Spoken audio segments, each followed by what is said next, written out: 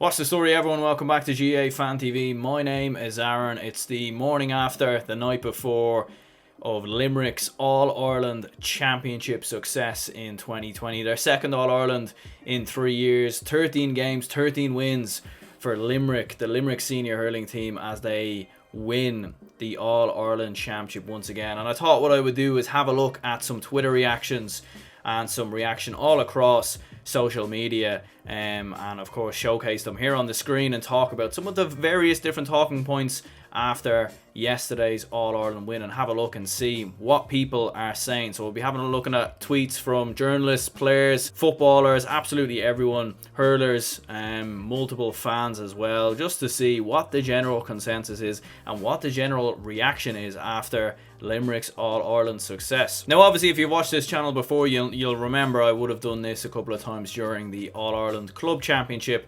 and I might start bringing these kind of videos back a little bit more, maybe going into next year's championship as well. But look, listen, we'll have a look at some tweets here. So first of all, we have a tweet here from Jerome O'Connell of the Limerick Leader.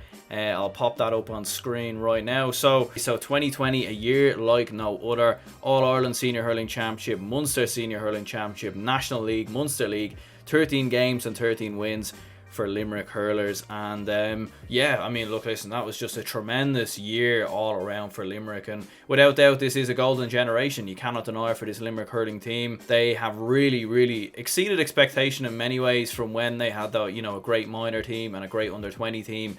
They were bringing through lots of very young talented hurlers, but I don't think anyone could have ever really imagined that they would have dominated the All-Ireland this year and how they have in the past couple of years. They've won 6 out of the last 7 available trophies that have been available since 2018. And I've always said before, like, if you can win an All-Ireland very early on in your cycle as a great team, like if a team can win as a player, if you can win an All-Ireland in your early 20s or just when you come into the team, I think that really sets the benchmark for that team and for the rest of your career in many ways. And Limerick in 2018, like if you look back at 2018, they didn't win the All-Ireland as dominant as in 2020. In 2018 they probably pinched above their weight a little bit. It was their first year, it was their first real crack at winning an All-Ireland, and they managed to exceed expectations and win it. And I think that just set the benchmark.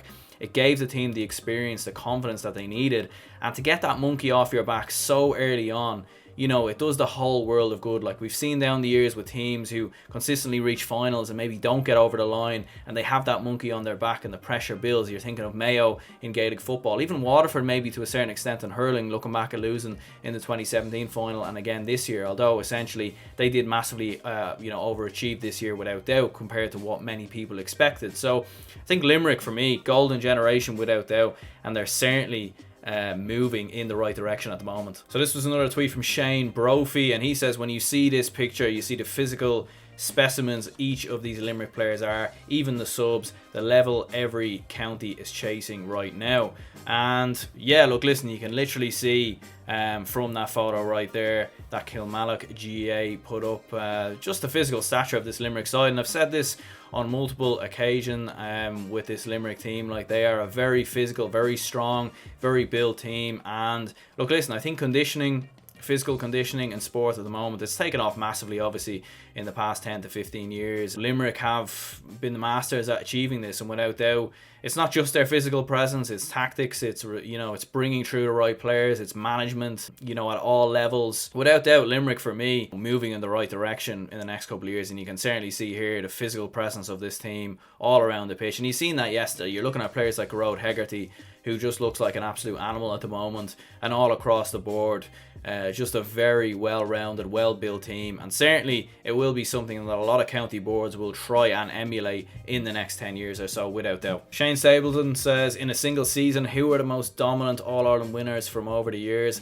Limerick 2020 is up there. Yeah, Limerick, for me, it's definitely the most dominant All-Ireland win that I can remember anyway, going back.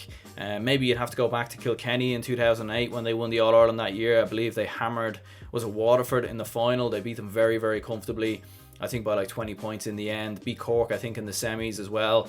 Won Leinster very comfortably, although back then I don't think you had Galway in the Leinster Championship. Could be wrong about that, but as far as I remember, Galway hadn't moved over from Connacht just yet. So maybe Kilkenny gets up there, but for me, I think the Limerick one is more impressive. Like when you factor everything in that's happened this year, Like in many ways we almost had 2 seasons. So we had the one season which was the league earlier in the year before the lockdown. You had that big break, and then you had the return of both football and hurling at club level and then inter-county level. So in many ways it was 2 seasons in many ways in the one season as such. So the fact that they were able to keep those levels and keep that ability going is just next to absolute brilliant in my opinion. And the fact that there were numerous occasions where they didn't play well, but they just always seemed to be in control of games. They always seemed to come through. They always seem to win those games. They very rarely ever fell behind in matches and had to turn things around. So I think massive praise has to go to them in regards to that as well. Ken McGraw, of course, Waterford man, he says we were beaten by the better team. No shame in that. Limerick are a fantastic team, deserving All-Ireland champs. Hayes, Hegarty, Tom Morrissey, incredible today. Absolutely.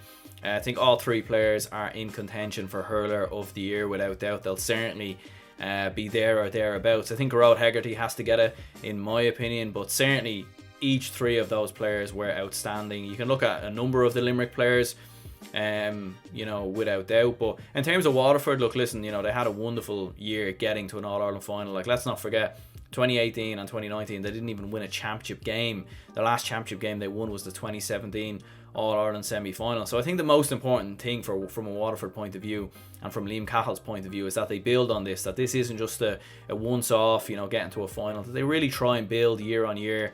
And no doubt about it, I think that it will be tough for them next year without doubt. You'd imagine Tipperary, Galway, Kilkenny will reevaluate and try and come back stronger as well. But certainly, more than likely, I do think they'll be there or thereabouts next year once again. Dermot Connolly, remember him? He says Limerick from start to finish last year gave them the hunger.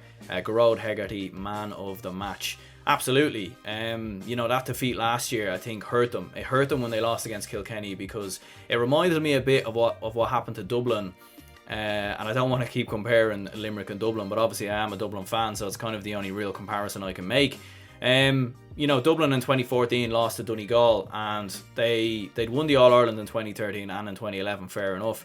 But there were a lot of players in that team, the likes of Jack McCaffrey, Paul Mannion, Kieran Kilkenny, who had all recently just come into the team. And I think in 2014 they got stunned by Donegal. They got absolutely stunned. Donegal completely wiped the floor with them, and for Jim Gavin and for Dublin that year it was a real sense of re-evaluation, and I think that defeat massively hurt them. And going into 2015, 2016 and the 5 in a row run that they went on, I think that defeat stood to them massively in changing things around. And I think the same can go for Limerick. They were caught flat-footed on that day versus Kilkenny. They fell way too far behind, and although there was that contentious situation at the end where they should have got a 65, in the end Kilkenny won the game, and it did massively hurt them. And I think it shows the sign of a really, not just a good team, but a great team and a great manager, that they were able to put that defeat behind them, come back even stronger the year later, and just win every game very, very comfortably. Just brilliant stuff altogether. Shane Dowling says, what a day, what times for Limerick hurling, an exceptional bunch of men, and so glad I was able to see it. Tears galore in Croker, Limnock Abu. Yeah, brilliant for Limerick, as I've said before, tremendous performance all around the pitch. And even for Shane Dowling, you think about it, obviously he retired earlier in the year because of a lot of injury concerns that he's had down the years, and he might still play club hurling, I believe, with the Piershig. But certainly to not have him in the squad as well, and to still have players coming off the bench, your likes of David Reedy and Seamus Flanagan, who was doing it before, and Pat Ryan, for example, just shows the real in-depth talent that they have all across their squad. And certainly for Shane Dowling, I'm sure it was disappointment for him in some ways that he wasn't down there on the pitch with those players, but at the same time he was in Croke Park, so I'm sure he was able to enjoy it to some certain degree. Fintan O'Toole says Paul Kinnerk now has 3 All-Ireland senior and 3 All-Ireland under-21 title wins on his hurling coach CV at the age of 35. That's an amazing achievement. Yes, of course, Paul Kinnerk, a part of the Limerick backroom management team, and I believe the other All-Ireland senior title win was with Clare, which was another real big All-Ireland win as well, in terms of the fact that Clare hadn't won an All-Ireland since 95 at the time. What a job he's done. I mean, I don't know too much about him. He doesn't do many interviews. He's not really in the media too much, but certainly looking at what he's done there, absolutely tremendous. And even listen to what Shane Dowling said on the Sunday game about him last night. Just, he's obviously a very top coach. And when you look at the teams he's been involved with and the success that they've had, I think it shows, how far he's going at such a young age as well. And it'd be very interesting to see if he ever makes that step up into becoming an actual senior manager of a hurling team, that of a county, of a club. That would be very interesting to see, because without doubt, he would be one man that will certainly be in demand without doubt. Brian Gavin says they need to split Gerard Hegarty into Hurler of the Year, maybe even the Century. I think the Century has been a bit kind there now. You're looking at Henry Shefflin, you're looking at TJ Reid, you're looking at Joe Canning. There's a lot of hurlers there. John Milan, I don't think you can quite say he's maybe even the Century. He could get to that level. We don't know. He's still young. He is still young. So we'll have to wait and see as the years go on. But certainly Hurler of the Year without doubt. And he is, on his way to becoming one of the potential greats in hurling. Absolutely no doubt about it. So Hurler on the Ditch says Limerick were the best in the country by far, and Hegarty was the best player in the country. That does not mean I have to like it. That Limerick hurling style is functional, stats based and boring. I don't want to see lads tipping over points from 25 yards.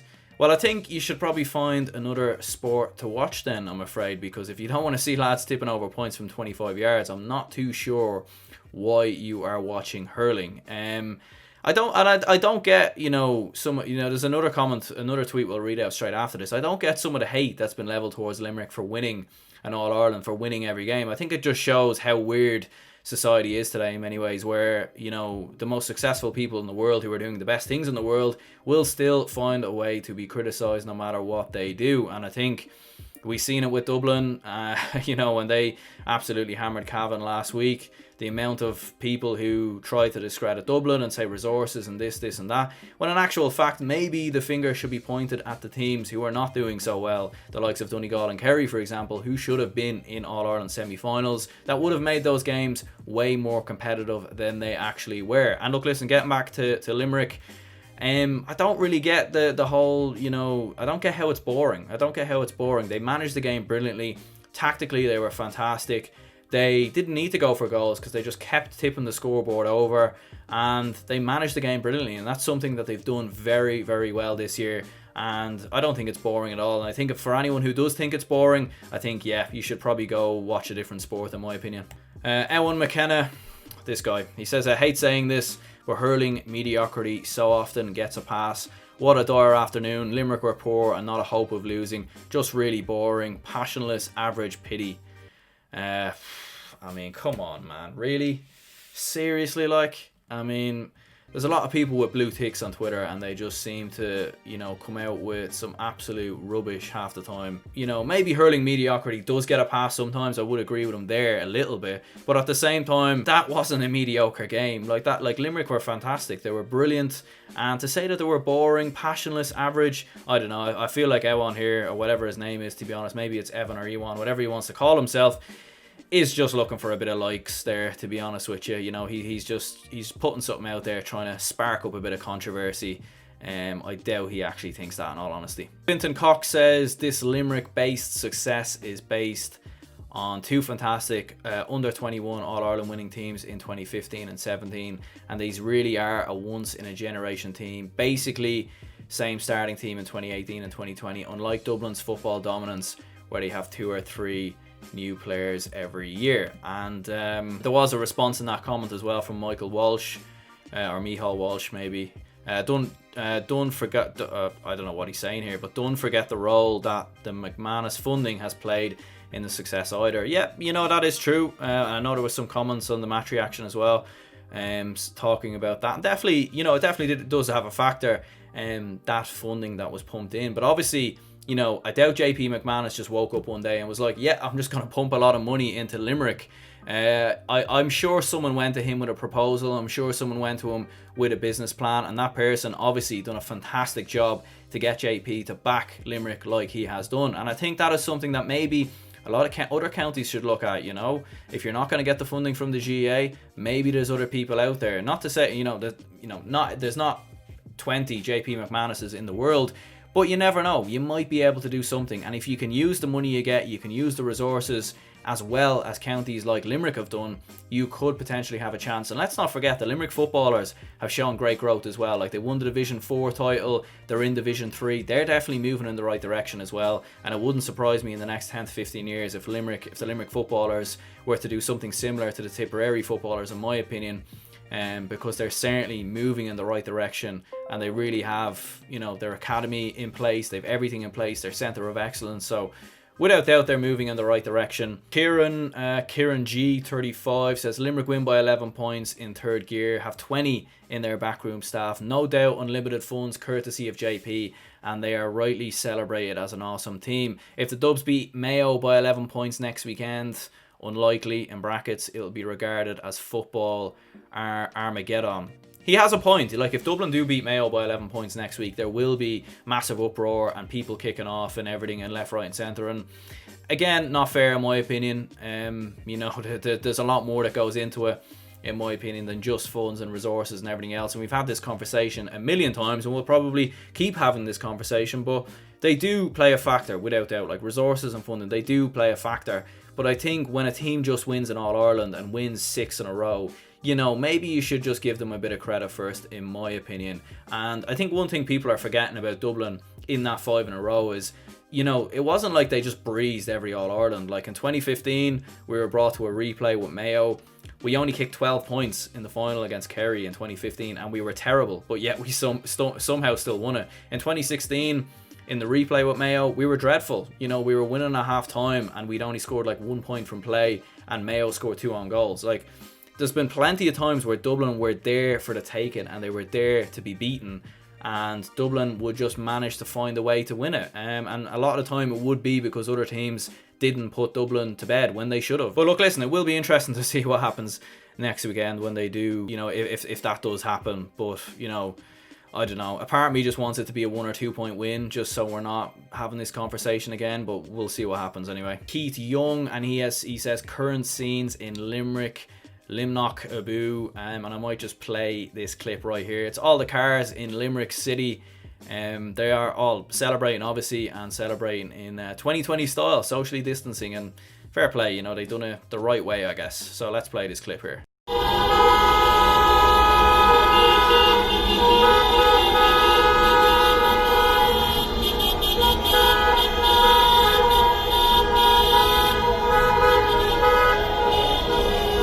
And this is from CLLR Emmett O'Brien. He says Limerick 2020, Tip 1961. Limerick are the first team since the great Tip team in 1961 to win every match between league and championship.